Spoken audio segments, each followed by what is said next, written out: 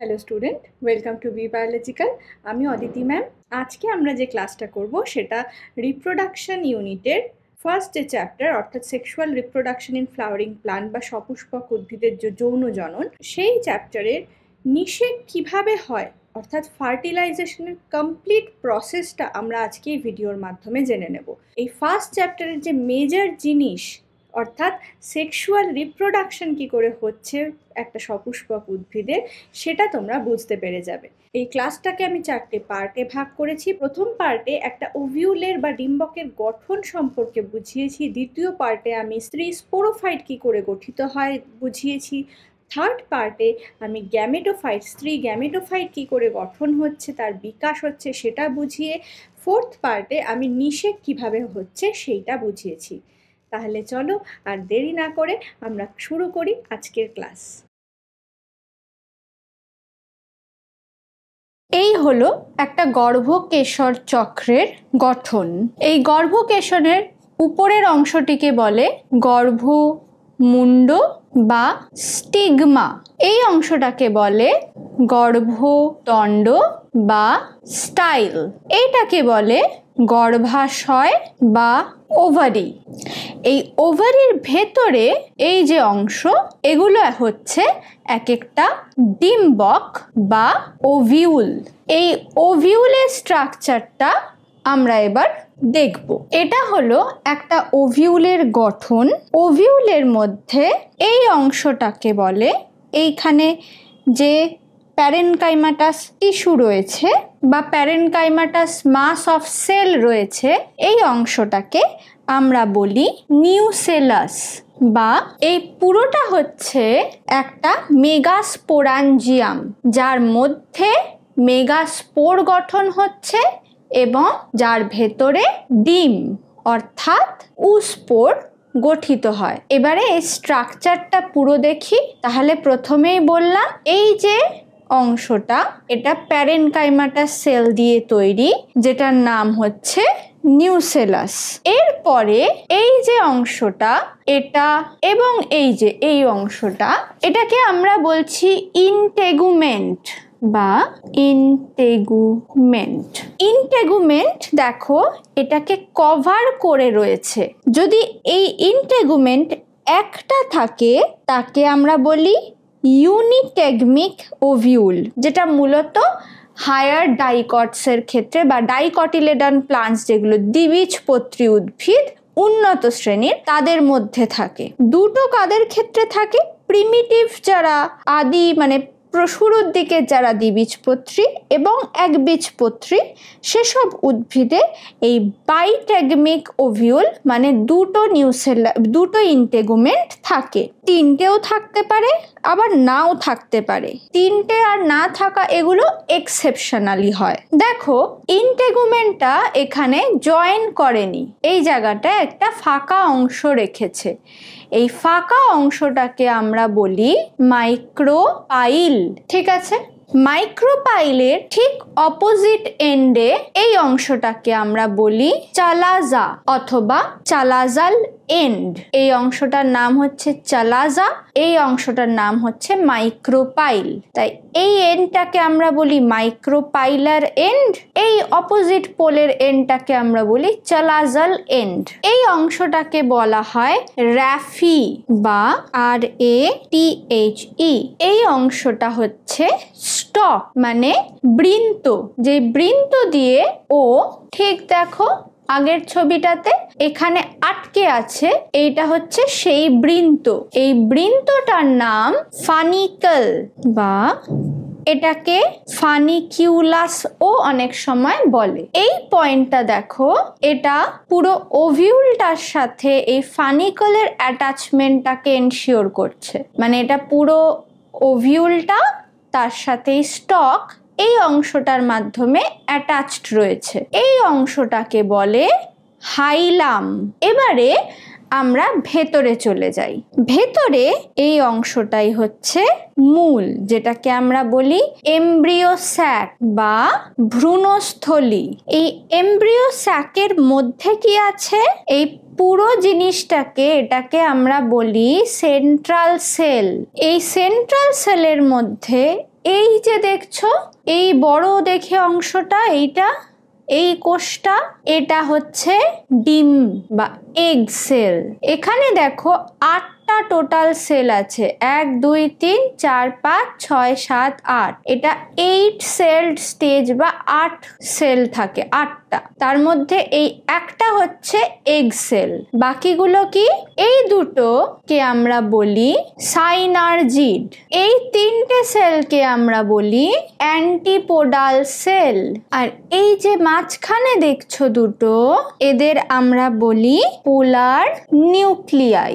এই হচ্ছে পুরো ওভিউলটার গঠন। এটার নাম অ্যানাট্রোপাস ওভিউল। এবার এই ওভিউলের মধ্যে এই যে গঠন, এই যে এমব্রিও স্যাক, এগুলো আসে কিভাবে? ওভিউলের ভেতরে এগুলোও তো তৈরি হতে হবে। এই তৈরি হওয়া বা এর গঠনটা আমরা পড়ব। এটাকে বলা হয় ওভিউল প্রাইমর্ডিয়াম। এই যে একটা কোষ, এই কোষটা থেকেই ওভিউলের সূত্রপাত। এই কোষটাকে বলে প্রাথমিক আর্কিস্পোরিয়াল সেল। পরবর্তী স্টেপে এই কোষটাই একবার বিভেদিত হয়ে দেখো দুটো সেল গঠন করেছে। এই প্রথম সেলটাকে বলে প্রাইমারি প্যারাইটাল সেল, দ্বিতীয় সেলটাকে বলে স্পোরোজেনাস সেল। এই অংশটার সঙ্গে তোমরা পরিচিত, আগে পড়েছো। এটাকে বলে ইন্টেগুমেন্ট। ইন্টেগুমেন্ট, দুই ধারে মাইক্রোপাইলার এন্ড। এখানে ভেতরে কি হচ্ছে স্ট্রাকচারটা? এটা প্রাথমিক যে আর্কিস্পোরিয়াল সেল ছিল সেটা বিভক্ত হয়ে দুটো কোষ গঠন করলো। একটা প্রাথমিক জনন কোষ বা প্রাইমারি প্যারাইটাল সেল, আর একটা স্পোরোজেনাস কোষ। বাইরে যেমন ইন্টেগুমেন্ট ছিল, ঠিক আছে, আবরণ ছিল, ঠিক আছে। ভেতরের যে কোষ, এই প্যারাইটাল সেলটা বিভক্ত হতেও পারে, নাও পারে। আমি এখানে দেখাচ্ছি যে ওর আবার বিভাগ হয়নি, তো এটা প্যারাইটাল সেল। কিন্তু এই যে স্পোরোজেনাস সেল যে খুবই ইম্পর্টেন্ট, এই স্পোরোজেনাস সেলটা কি করে? এই স্পোরোজেনাস সেলটা পরবর্তীকালে কি ঘটে? মিওসিস। মিওসিস মানে আমরা জানি 4টে হ্যাপ্লয়েড কোষ দেবে, এখানে তাই দিচ্ছে 1টা 2টো 3টে 4টে, টোটাল 4টে ওর হ্যাপ্লয়েড মেগাস্পোর দেবে। এবার এই 4টে মেগাস্পোরের মধ্যে দেখো, ভালো করে দেখবে, এটাকে আমরা কি বলছিলাম? মাইক্রোপাইলার এন্ড। এটা ইন্টেগুমেন্ট, এটা মাইক্রোপাইলার এন্ড। তাহলে এই দিকে ওভিউলটার চ্যালাজাল এন্ড আছে, তলার দিকে। চ্যালাজাল এন্ডের দিকে যে মেগাস্পোরটা থাকে সেই মেগাস্পোরটা ফাংশনাল হয়। বাকি 3টে পরবর্তীকালে নষ্ট হয়ে যায় বা ডিজেনারেট করে যায়। এ ফাংশনাল মেগাস্পোর দেয়। এই পুরো ঘটনাটা হচ্ছে মেগাস্পোরোজেনেসিস। তার মানে মেগাস্পোর গঠনের পদ্ধতি।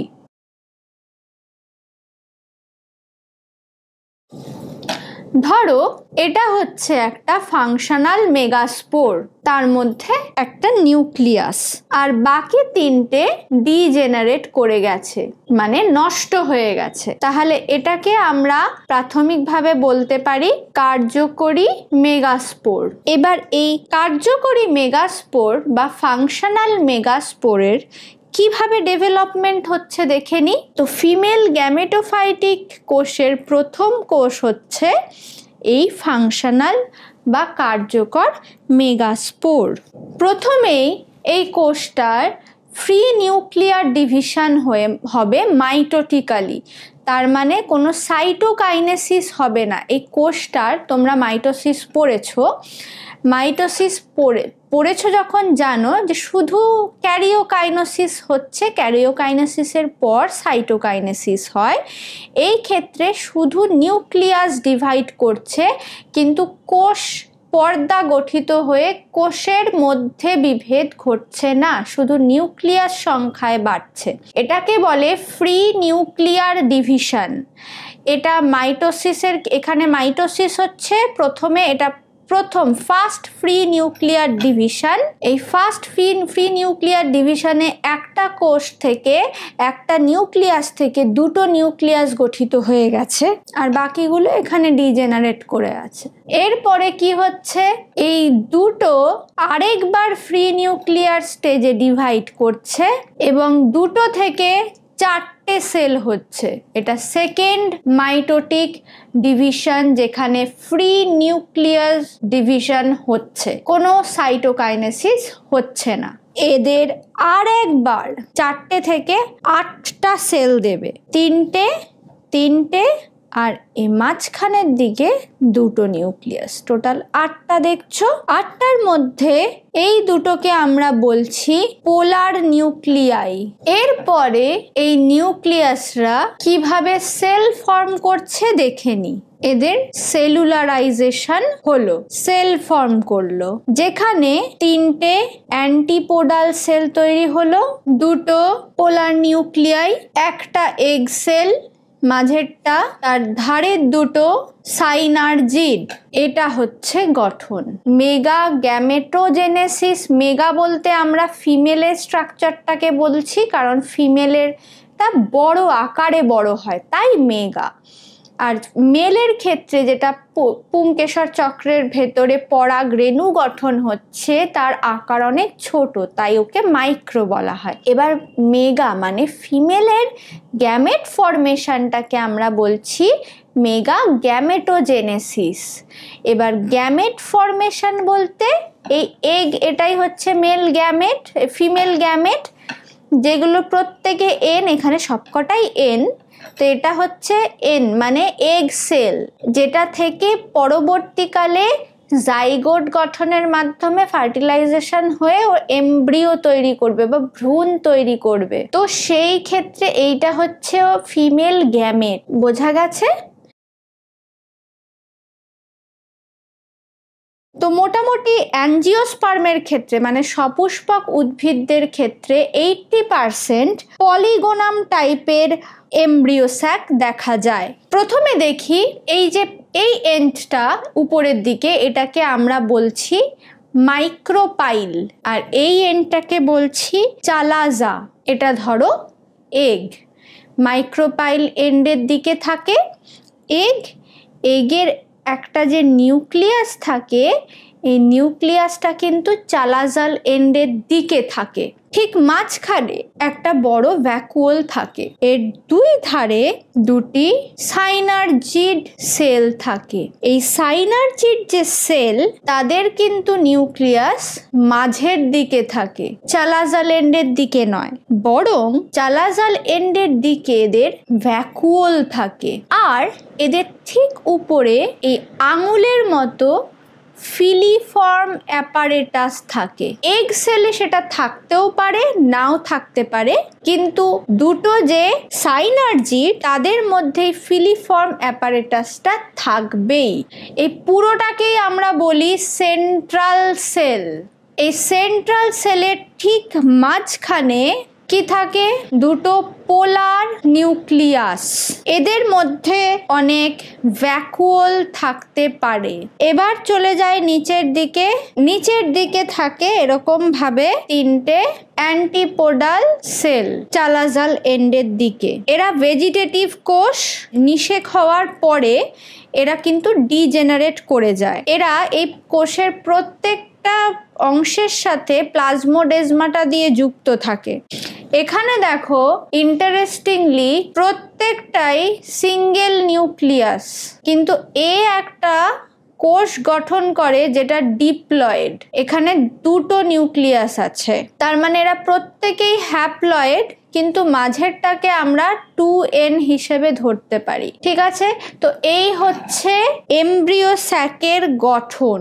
এটা ধরো একটা ফিমেলের গর্ভকেশর চক্রের অংশ, মানে এটা হচ্ছে গর্ভদণ্ড, গর্ভমুণ্ড, গর্ভাশয়, গর্ভাশয়ের ভেতরে ডিম্বক, ডিম্বকের মধ্যে যে ফিমেল গ্যামেট এগ সেটা রয়েছে এইখানে। সবার প্রথমে এই যে গর্ভমুণ্ড, গর্ভমুণ্ডের উপরে তোমার পলেন গ্রেন গুলো পড়ে। এবার এই পলেন গ্রেন কিন্তু কখনো একটা আধা পড়ে না, পড়লে একসাথে অনেক গুচ্ছ পড়ে। তার মানে একটা এগকে ফার্টিলাইজ করার জন্য ওরা কিন্তু রেণু তাই অনেক বেশি উৎপাদন করে। এটা খুব স্বাভাবিক, দেখবে সব ক্ষেত্রে গাছের মেলের সংখ্যা, মেল যে গ্যামেট পুংকেশর চক্রের মধ্যে পরাগ রেণু সংখ্যায় অনেক থাকে, কিন্তু গর্ভকেশর চক্রে একটাই বা যে কটা ওভিউল থাকে সেই ওভিউলের মধ্যে একটা করে ডিম্বক থাকে, ডিম থাকে, এগ থাকে। পলেন গ্রেন এরকম হচ্ছে মোটামুটি 3টে কল্পা পলেন গ্রেনে অবস্থান করে।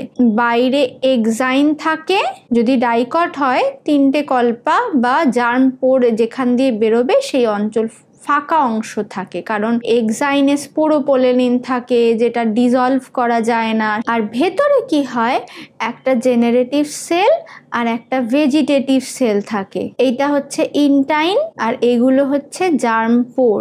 এখানে একটা ভেজিটেটিভ সেল এটা আর একটা জেনারেটিভ সেল থাকে।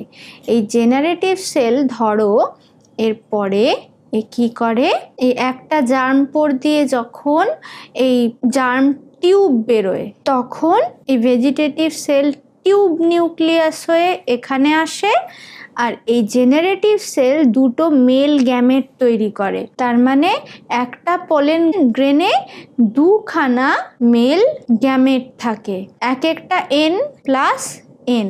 ঠিক আছে, এবারে এইটাকে তুমি এখানে বসিয়ে দাও, এটাই এখানে বসেছে, এটাই পলেন গ্রেন এখানে গিয়ে বসেছে, এরা এখান দিয়ে জার্ম পোর তৈরি করবে। এবার এতগুলো বসেছে, সবাই কিন্তু জার্ম পোর তৈরি করে ভেতর অবধি ঢুকতে পারে না, তাই জন্যই এতগুলো বসে। এর মধ্যে যে সব থেকে বেশি ইয়াং বা এরা ধরো বয়স হয়ে গেছে বা এদের মধ্যে ততটা শক্তি নেই এই পুরো জায়গাটাকে ভেদ করে আসার মতো, কারণ এখানে তো অনেক সেলস থাকে, এই সেলসগুলোকে ডিগ্রেড করে করে আসতে হয়।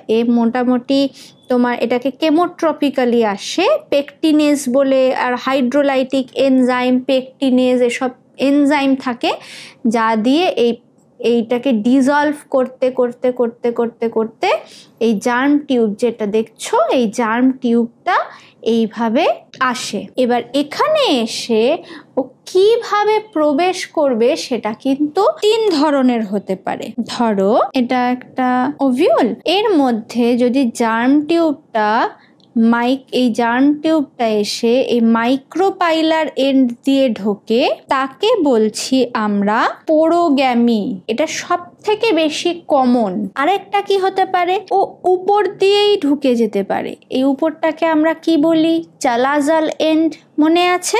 যদি চালাজাল এন্ড দিয়ে ঢোকে এটা 1 নম্বর ধরো, যদি 2 নম্বর চালাজাল এন্ড দিয়ে ঢোকে তাকে আমরা বলি চালাজোগ্যামি। আর এ ধরো যেখান খুশি দিয়ে ঢুকলো, এখান দিয়ে বা এখান দিয়ে, মানে সাইড দিয়ে, তাকে আমরা বলি 3 নম্বরটাকে মেসোগ্যামি। এবার আমরা দেখি এখানে এই ধরো মাইক্রোপাইলার এন্ড দিয়ে ঢুকলো, মেল গ্যামেট ফার্টিলাইজ করবে। প্রথমেই আমরা জানি, দেখেছি যে এই যে সেল এখানে কি কি আছে, একটা এগ আছে যার নিউক্লিয়াসটা এখানে, আর দুটো সাইনার্জিড আছে। সাইনার্জিডের মধ্যে ফিলিফর্ম অ্যাপারেটাস আছে। এখানে অ্যান্টিপোডাল সেলস রয়েছে আর এখানে সেন্ট্রাল সেল রয়েছে, দুটো পোলার নিউক্লিয়াই, পুরোটা সেন্ট্রাল সেল, দুটো পোলার নিউক্লিয়াই রয়েছে। এবার এই যে জার্ম টিউব, এ তো এখান দিয়ে প্রবেশ করবে। কেন প্রবেশ করবে এখান দিয়ে হঠাৎ করে? কারণ এই যে সাইনার্জিড দেখছো না, এই সাইনার্জিড একটা ফ্লুইড সিক্রিট করে, একটা কেমিক্যাল সিক্রিট করছে, যে কেমিক্যালটা দ্বারা এই যে জার্ম টিউব এই অ্যাট্রাক্ট হয়ে এর কাছে আসে। কাছে এলে কি হয়, এই ফিলিফর্ম অ্যাপারেটাস আঙ্গুলের মতো, তো ও এরকম এরকম করে নড়ে, ঠিক আছে, এইভাবে নড়ে নড়ে এই জিনিস এর ভেতরের যে কোষ সেগুলোকে ও এর ভেতরে ট্রান্সফার করে দেয়। যখন এ ট্রান্সফার করে দেয় এখানে, তখন কিন্তু এই সাইনারজিডগুলো ডিজেনারেট করে যায়, মানে নষ্ট হয়ে যায়। এবারে কি হয়, এই যে তার মানে এর ভেতরে দুটো এন আর এন দুটো রয়েছে, দুটো মেল গ্যামেট, আমি এখানে আগেই বলেছি এই যে দুটো মেল গ্যামেট, 2 মেল গ্যামেট, একটা এন আর এন। এই একটা এন প্রথমেই গিয়ে এর সাথে ফিউজ করে। এই এন আর এই এগ সেল, এগেও একটা এন রয়েছে, এই এন আর এই এন ফিউজ করে এরা তোমাকে তৎক্ষণাৎ কি দেবে, জাইগোট, বা এটাকে বলছি উস্পোর। এ পরে কি করে, এমব্রিও দেয়, এই পরবর্তীকালে ভ্রূণ দেবে। এ কিন্তু 2n হয়ে গেল, জাইগোট। আরেকটা দেখো, এই যে আরেকটা এন আছে, এই সোজা চলে যায় এখানে, এখানে গিয়ে আরেকটা এন দিয়ে ও তৈরি করছে, দেখো 3টে এন হয়ে গেছে এখানে। এ দিচ্ছে শস্য, বা যেটাকে আমরা বলি এন্ডোস্পার্ম, এটা 3n। এখানে দেখো দুটো মেল গ্যামেট দিয়ে একবার এখানে, এটা 2 নাম্বার, দুটো মেল গ্যামেট দু জায়গায় ফার্টিলাইজ করলো। দেখো এখানে একটা মেল গ্যামেট এর সাথে এগের সাথে ফার্টিলাইজ করলো, আরেকটা 2 নাম্বার মেল গ্যামেট ও সেন্ট্রাল সেলের মধ্যে যে পোলার নিউক্লিয়াই দুটো রয়েছে তাদের সাথে ফার্টিলাইজ করে 3n বা শস্য দিল। যেহেতু একবার দুবার নিষেক হচ্ছে, তাই এদেরকে আমরা বলে থাকি ডাবল ফার্টিলাইজেশন।